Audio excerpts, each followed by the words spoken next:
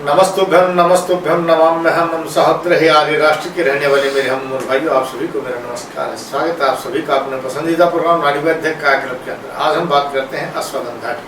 अश्व इव गंधा यस्य अश्वगंधा, एक ऐसी गंध, एक ऐसा पेड़ जिसकी गंध को घोड़ा जो है तुरंत उसकी तरफ खींचा चला आता है और उसको खाता है।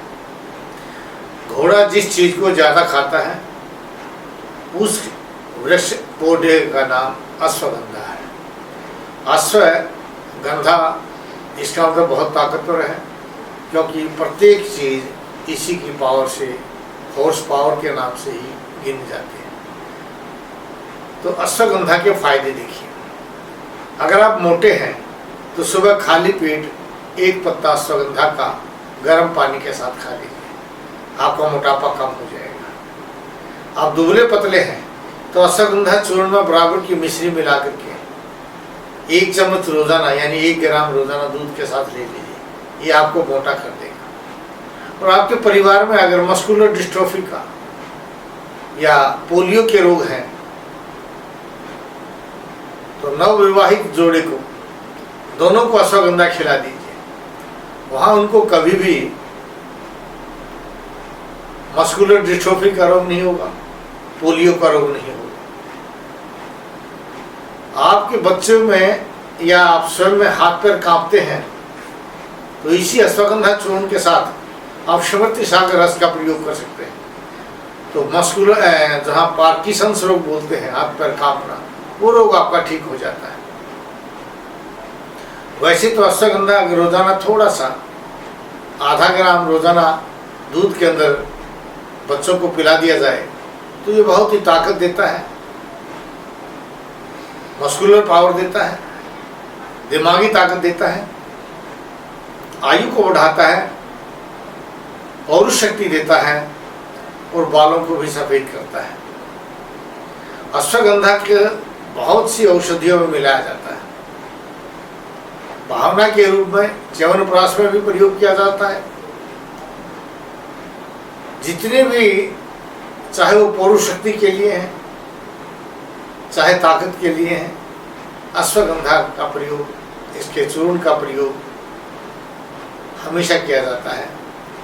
लेकिन विशेषतः औषधियों में इसकी लकड़ी का प्रयोग किया जाता है, अश्वगंधा की जड़ का प्रयोग किया जाता है। पूरे भारतवर्ष में ये पैदा होता है और यह अक्सर खाली स्थान पर जहाँ गोबर के ढेर होते हैं वहाँ बहुत ज़्यादा पैदा होता है, यानी गोबर की खाद में बहुत ज़्यादा पाया जाता है। और अगर गाय की गोबर की खाद हो वहाँ इसका और भी ज़्यादा फायदा होता है।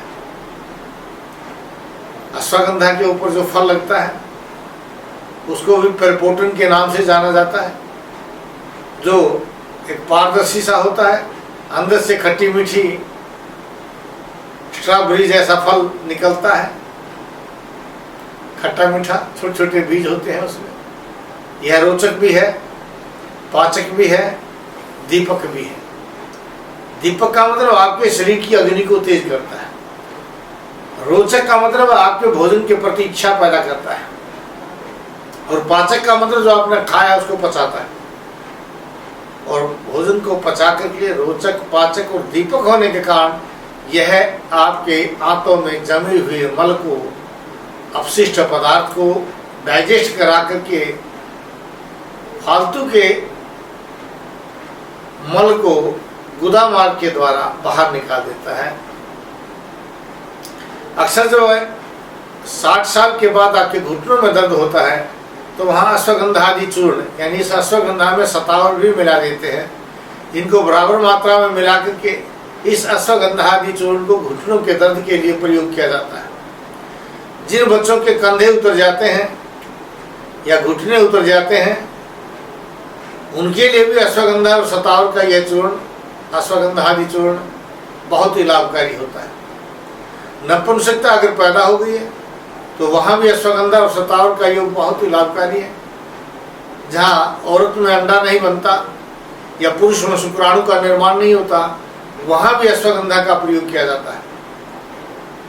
बने रहिए अपने इस टीवी चैनल पर और जानिए प्रत्येक उस औषधि को जिसके बारे में महर्षि चरक के शिष्य ने कहा था कि संसार में ऐसा कोई भी अक्षुप पेड़ पौधा नहीं है जो औषधि न हो, यानी प्रत्येक चीज को हम औषध के रूप में प्रयोग कर सकते हैं।